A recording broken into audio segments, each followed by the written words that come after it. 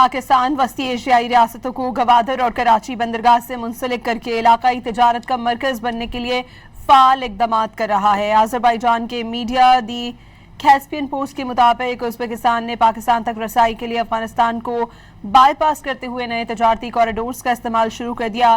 تاشقند نے پاک ایران سرحد پر واقع گبدرنان بارڈر کے ذریعے زرعی مشینری اور صنعتی خام مال کی ترسیل پہلے ہی شروع کر دی ہے۔ اپریل میں شروع کیے گئے نئے کوریڈورز نے وسطی ایشیا کو پاکستان بندرگاہوں اور عالمی منڈیوں تک اضافی تجارتی راستہ فراہم کر دیا۔ اکتوبر 2025 میں سیکیورٹی خدشات کے باعث طورخم اور شمن بارڈر کی بندش کے بعد پاکستان نے متبادل تجارتی راستے متعارف کرا دیے۔ روٹ سے اب تک 14,000 میٹرک ٹن سے زائد کارگو منتقل کیا جا چکا ہے، جو نئے لاجسٹک نیٹ ورک کی بڑھتی ہوئی طلب کو ظاہر کرتا ہے۔